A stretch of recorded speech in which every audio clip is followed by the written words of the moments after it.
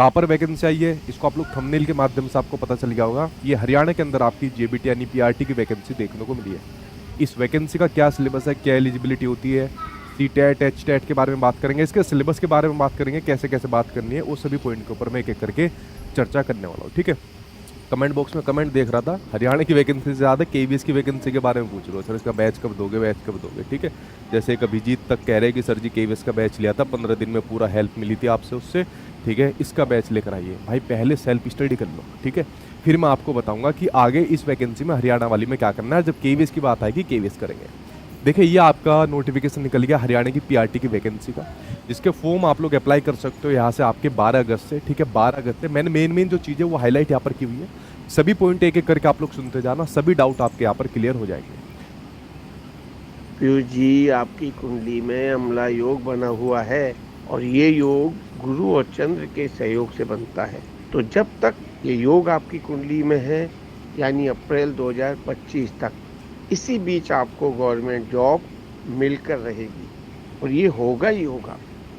और teaching line में आपको गवर्नमेंट जॉब मिलेगी, टेंशन बिल्कुल मत लीजिए।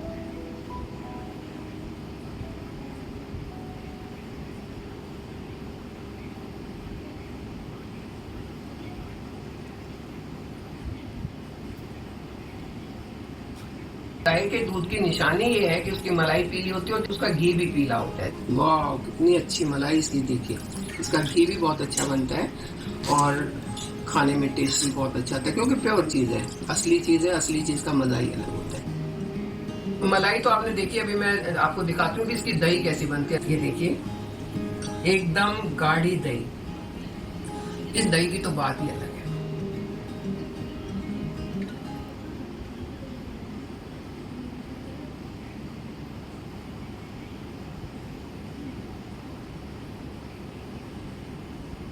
तो यहाँ पर 12 अगस्त से आपके फॉर्म यहाँ पर स्टार्ट हो जाएंगे। कल ही आपके सामने नोटिफिकेशन आ गया था जो इसका पब्लिकेशन नहीं निकला था। ठीक है, 12 अगस्त से 21 अगस्त तक का आपके पास टाइम है फॉर्म को सबमिट करने का। कम टाइम दिया है, क्या पता एग्जाम भी जल्दी ना ले ले, जिस वजह से फॉर्म आपके फिल करने का टाइम आपका लिया हुआ है, उसी प्रकार से क्या पता एग्जाम जल्दी ना ले ले। स्टेट गवर्नमेंट है भाई, कुछ भी कर सकती है, होने को लटका देगी, ना होने को पता ना आपका कितनी जल्दी ले ले।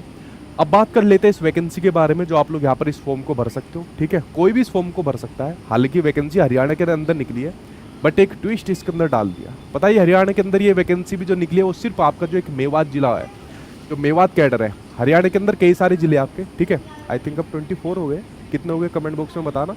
तो हरियाणा का एक जिला होता है मेवात। अब बहुत से लोग तो मेवात का नाम सुन के फॉर्म को नहीं डालेंगे, हरियाणा वाले तक नहीं डालेंगे, नहीं मेवात नहीं जाना। अरे भाई, मेवात में जाओ, जॉब कर लो अपना। ठीक है, मेवात के बराबर में आपका गुरुग्राम है, वहाँ पर जाकर अपना शिफ्ट हो जाना। बहुत लोग ऐसे करते हैं, दिल्ली के अंदर जॉब करते हैं, दिल्ली के अंदर शिफ्ट हो जाते हैं, नोएडा के अंदर, गुरुग्राम के अंदर शिफ्ट हो जाते हैं, यहाँ से जॉब कर लेते हैं। तो अगर आपके राज्य के अंदर वैकेंसी निकल रही है, या आसपास के राज्य को, या किसी भी राज्य के मान लीजिए आप लोग यहाँ पर हो, तो क्या दिक्कत है। ठीक है, कोई खा थोड़ी जाएंगे वहाँ पर, आपका कर लीजिए वहाँ पर। जब किसी दूसरी जगह सिलेक्शन हो जाए तो छोड़ देना। अभी इमारत के अंदर वैकेंसी निकली थी, Eklavya model residential school.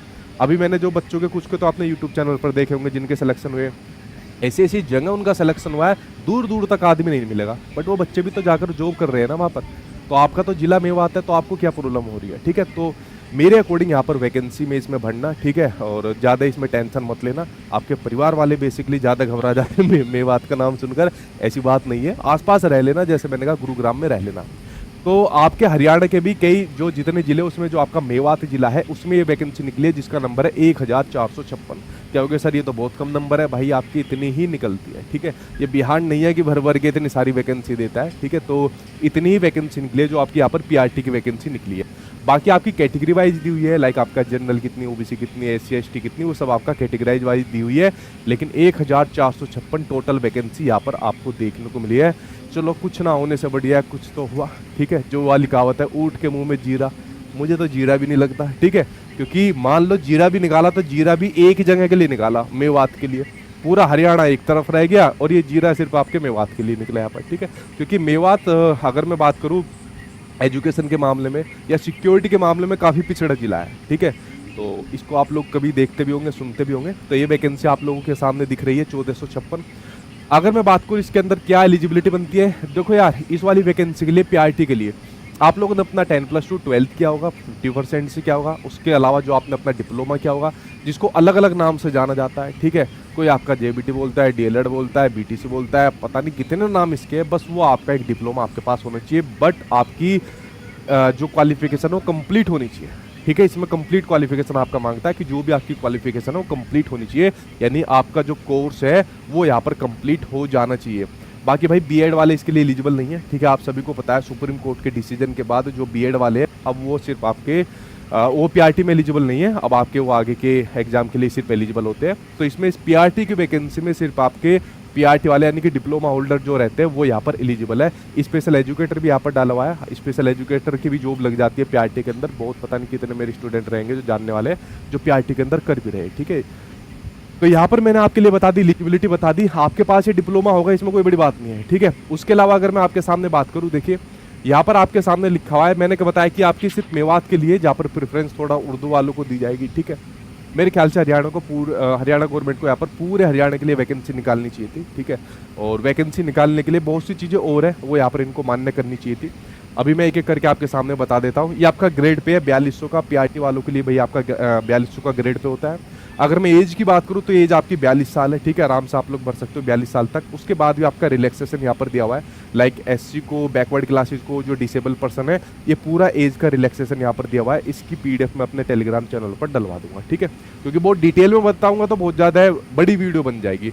Main information बता रहा हूँ और इसकी तैयारी के बारे में बता रहा हूँ जो आपको यहाँ पर करना है, ठीक है। अगर मैं अगले पॉइंट के ऊपर यहाँ पर चलूँ, अगले पॉइंट के ऊपर यहाँ पर चलूँ, आ जा भाई जल्दी आ जा, ठीक है। अगर मैं अगले पॉइंट के ऊपर चलूँ, अगले पॉइंट के ऊपर बात करूँ, यहाँ पर इसकी फीस की बात हुई है तो फीस आप लोगों के सामने मिनिमम फीस आप लोग यहाँ पर भर देना। दूसरी बात इसमें भैया आपका एचटेट चाहिए। क्या चाहिए इसमें? आपका एचटेट चाहिए, जो आपका या फिर आपका स्टेट का जो टेट है वो होना चाहिए। ये वाला स्टेट का टेट आपका स्टेट से पहला होता था। सीटेट को पहले इन लोगों ने एलिजिबल कर दिया था बट फिर बाद में हटा दिया आपका। तो सीटेट वालों के सामने भैया एक बड़ी दुविधा होगी, क्योंकि मान लीजिए अगर किसी बच्चे ने सीटेट पास कराया तो इस वैकेंसी को कैसे भर पाएगा? नहीं भर पाएगा वो यहाँ पर, ठीक है। और अदर स्टेट के जो कैंडिडेट है अगर उनका हरियाणा टेट पास नहीं होगा तो कैसे भर पाएगा? तो ये तो कहना मतलब सही नहीं होगा कि पूरा भारतवर्ष इसके अंदर भर सकता है, क्योंकि ज़्यादातर बच्चे अदर स्टेट के बच्चे सीटेट को पास करते हैं। हालांकि एक ऑर्डर आया था जिसमें सीटेट को एलिजिबल करने की बात कही थी, बट वो ऑर्डर सरकार की तरह पता नहीं कौन सी फाइल में यहाँ पर दब गया। एचटेट आपका लाइफ टाइम तक वैलिड हो गया, ठीक है। एचटेट आपका जो है लाइफ टाइम तक वैलिड हो गया, लाइफ टाइम तक वैलिड हो गया। तो जिनका एचटेट पास है तो उनको कोई दिक्कत लेने की यहाँ पर जरूरत नहीं है। मेरे ख्याल से ऐसा लगता है कि सीटेट वाले कैंडिडेट कोर्ट के अंदर जरूर जाएंगे, कोर्ट के अंदर केस डालेंगे अब इसके ऊपर, ठीक है। इस भर्ती के ऊपर एक केस तो पहला मुझे यही दिख गया, ये है आपका सीटेट वाला, ठीक है। बाकी देखते क्या यार इसके ऊपर चीज़ देखने को मिलती है। कोई भी भर्ती आ जाए बिना केस के तो होती है, ठीक। तो ये वाली पॉइंट मैंने बता दिया, जो कि आपका एक निराशाजनक पॉइंट है। यहाँ पर सीटेट वालों को यहाँ पर शामिल करना चाहिए था एचटेट के अलावा भी, ठीक है, बट इसके अंदर शामिल नहीं किया है। तो लेट्स सी फ्यूचर के अंदर क्या होता है। बाकी आपके एग्जामिनेशन और सिलेबस के बारे में अगर मैं आपके सामने बात करूँ तो देखिए आपका रिटर्न एग्जाम होगा 95 नंबर का आपका होगा, कोई इंटरव्यू नहीं होता है, सिर्फ एक पेपर आपका होगा, उसको क्वालिफाई करो सीधा आपको जॉब मिल जाएगी, ठीक है। मेवात के स्कूल में आप लोग वही पढ़ाते हुए देखने को मिलोगे। मैंने आपको बता दिया कि भाई इसमें आपका ऑफलाइन पेपर होगा, ओमार सीट पर पेपर होगा, ठीक है। ऑनलाइन पेपर नहीं, ऑफलाइन पेपर आपका होगा। दूसरी बात भाई इसमें कोई भी आपकी नेगेटिव मार्किंग नहीं है, इसमें आप लोग तुक्के लगा सकते हो। बट इन भाई साहब ने यहाँ पर एक दुविधा दी, इन्होंने यहाँ पर 5 ऑप्शन रख दिए, ठीक है। जबकि मुझे समझ नहीं आ रहा है 5 ऑप्शन का क्या ही मतलब बनता है, ठीक है। जब आपकी नेगेटिव मार्किंग नहीं है तो बच्चा इन चारों में से एक ना एक तो लगाकर जरूर आएगा। तो 5 ऑप्शन की मेरे ख्याल से तो यहाँ पर जरूरत नहीं बनती थी, क्योंकि जब नेगेटिव मार्किंग नहीं है तो बच्चा इनमें से कुछ ना कुछ तो लगाकर यहाँ पर आएगा, ठीक है। तो ये वाली बात मैंने आपके सामने शेयर कर दी। इसने कहा अगर नहीं लगाया तो 0.95 मार्क्स कटेंगे। अरे भाई बच्चा लगा लेगा, जब नेगेटिव मार्किंग नहीं है तो एक ना एक में तो तुक्का लगा कर आएगा, ठीक है। उसके अलावा यहाँ पर मैंने आपके लिए बता दी कि जो इसके रिटर्न एग्जाम के बारे में मैंने बताई। उसके अलावा अगर मैं आगे की इसकी बात करूँ, अगर अगले पॉइंट के ऊपर एक एक करके आपके सामने बात करूँ तो अगले पॉइंट मैं आपके सामने दिखा देता हूँ। ये पूरा का मतलब एक प्रोसेस यहाँ पर बताया गया कि कैसे आप फॉर्म को भर सकते हो, डॉक्यूमेंट क्या चाहिए। अच्छा, जब फॉर्म को आप लोग भरोगे तो आपको अपने डॉक्यूमेंट को स्कैन करके यहाँ पर अपलोड करना पड़ेगा, तो आप लोग इसमें अपलोड कर देना। इसमें मैंने कहा कि भाई आपकी क्वालिफिकेशन जो होती है वो इसमें कंप्लीट क्वालिफिकेशन इसके अंदर चाहिए, ठीक है। उसके अलावा ये सारी इन्फॉर्मेशन है, अभी आपके काम की चीज़ नहीं है, ठीक है, आपके फॉर्म भरने तक की सारी चीज़ है। अब मैं अगर इसके आगे की बात करूँ, इसके सिलेबस के ऊपर बात करूँ, ठीक है, इसके सिलेबस के ऊपर बात करूँ, देखिए इसके सिलेबस को अगर आप लोग देखोगे, और जो खासकर सीटेट वाले बच्चे हैं, जो एचटेट हरियाणा टेट से जुड़े हुए बच्चे हैं, उनको यहाँ पर कोई दिक्कत आने वाली नहीं है इसके सिलेबस को देखकर, ठीक है। इसका बैच यार अभी नहीं आ रहा, इसका फाइनल जो कंक्लूजन होगा मैं 2 से 3 दिन में बताऊंगा, क्योंकि ऐसे नहीं कि नोटिफिकेशन आ गया और मैंने तुरंत बैच निकाल दिया, पता चले कि उसका वो जिस प्रकार से मैं तैयारी कराता हूँ ना ही हो पाए। लेकिन अगर बैच नहीं आया, ठीक है, तो मैं आपको इनकी बड़ी बड़ी मैराथन क्लास जरूर अपने यूट्यूब चैनल पर आपको फ्री के अंदर ही दूंगा, ठीक है। तो 2-3 दिन के अंदर मैं आपको बता दूंगा, 50-50 अभी आ भी सकता है, नहीं भी आ सकता, बट मैं मैराथन क्लास इसकी फ्री के अंदर आपको दूंगा जो इन सब्जेक्ट के अकॉर्डिंग है।